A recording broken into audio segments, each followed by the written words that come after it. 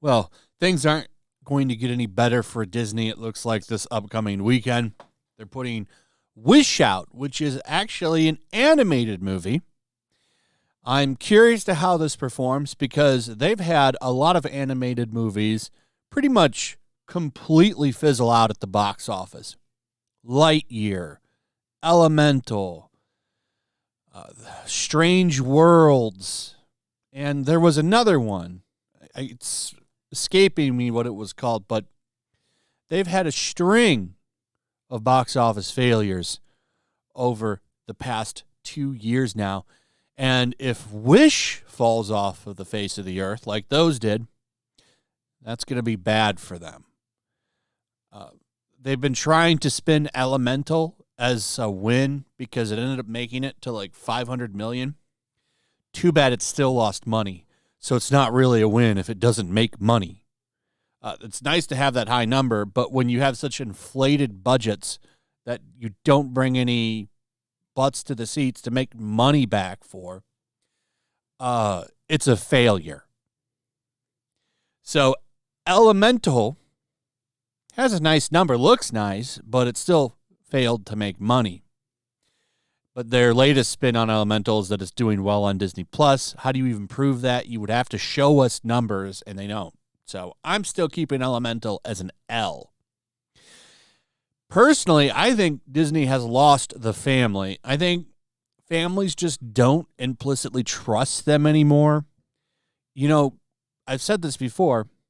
Disney movies used to be like an event. The whole family would go. Sometimes other families would go, like with their friends, families, or extended family. They would all go see the movie together. It'd be a big thing. That's not the case anymore. Disney's kind of ruined their reputation with families. And you're seeing it all over the place, from their movies to their parks. Their park traffic is down. Some of that has to absolutely do with the fact that it's just expensive and they've raised prices and made it more inconvenient for families to go. But I also think that their brand has been damaged, and that's also brought down traffic at parks. And that makes sense if you think about it, because part of the reason that Disney parks were magical is because the brand was magical. Everything they put out didn't miss. It all did good. Big box office.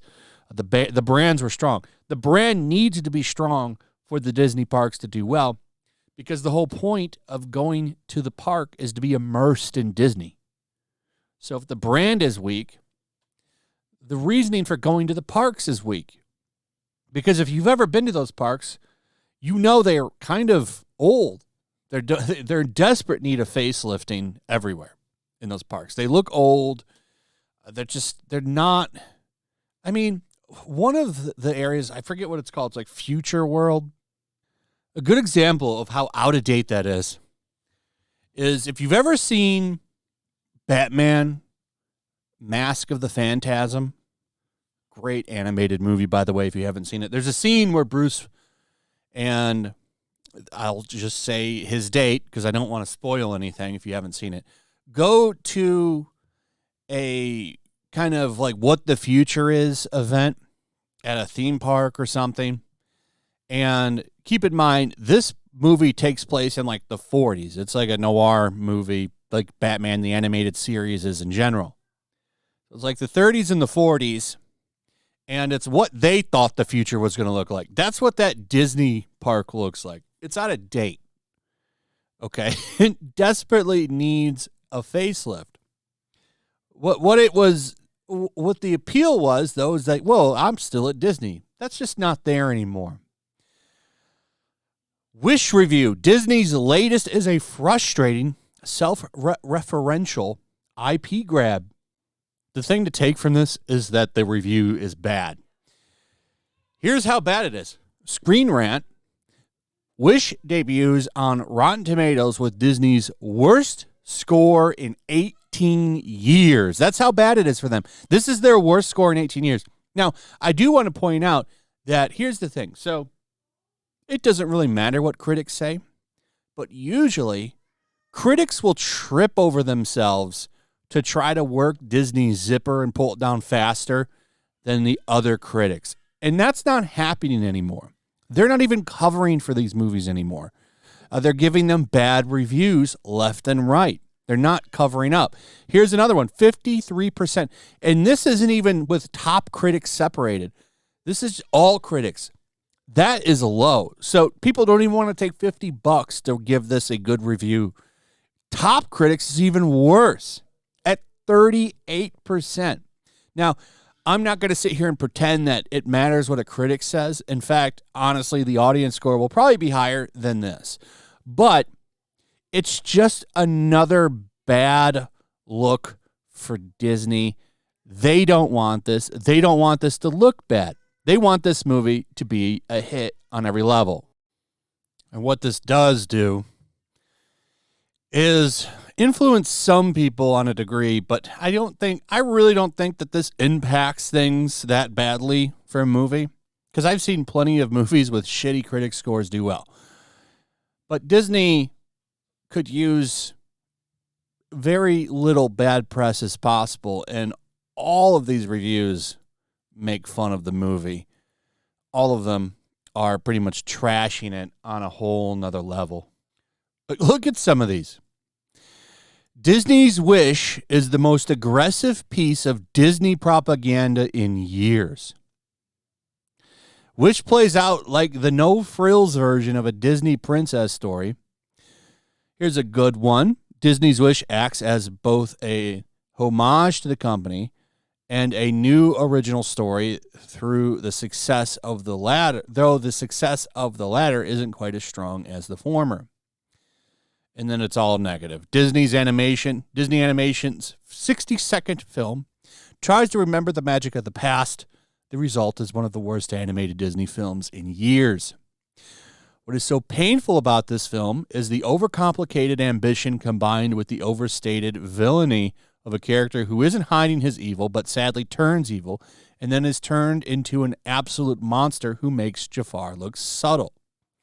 Wish tries to split the difference between classic and modern and fails on both fronts. It's a totally forgettable entry from Disney and a real missed opportunity. More important than the gender divide here is the fact that good storytelling recognizes that there can be different kinds of antagonists besides just the evil because he is villain. He is evil villain. Here's a good one. Wish is a beautiful celebration of community and the power within ourselves, driven by our hopes and dreams with soul-stirring music. From Julia Michaels, the film is a fitting watch to celebrate 100 years of Disney. Here's one final one. It's the last one I'm going to read. Amusing but underwhelming and undercooked. While low on laughs, charm, and emotional depth, and a double feature with Frozen, it would be the inferior B movie. My favorite is that it's the worst aggressive piece of Disney propaganda in years, and that's from RogerEbert.com. Critics are not giving this any pass. And this really makes me wonder what went wrong here, because like I said, they used to go overboard to praise the worst pile of shit out there. Remember Lightyear? Lightyear, I'm pretty sure, was getting like high tomato freshness and everything. And you're telling me this movie is worse than that movie? Not good. Like, these critics are so inconsistent. But I do wonder, did something happen? Like, did Disney stop sending out all access or something? It's been strange because they've been trashing everything Disney lately. So it makes me wonder what's going on here. Anyway, that's pretty much it. Let me know what you guys think about all of this. Do you think Wish is going to be yet another disaster for Disney? Let me know what your thoughts are. Also, if you would, please like, subscribe, share the video. Make sure you're still subscribed. Hit that notification bell. Check out my Rumble and Locals. Comment below, please. I love reading those beautiful comments, and I will see you on the next one. Peace. Make sure to check out my Locals. There's a link in the description. It's a fun community that I'm trying to build over here. If you don't want to support me on YouTube, you can come over here. None of that money goes to YouTube. You also can just come over here for free. But if you are a supporter over here. I do plan on doing an extra live stream once a month and throwing links to the supporters so you can actually come on and have a supporter live stream with me. Also, it's a good place to catch all of my content. You don't have to worry about notifications like YouTube. They'll definitely work over here. So come check out my locals.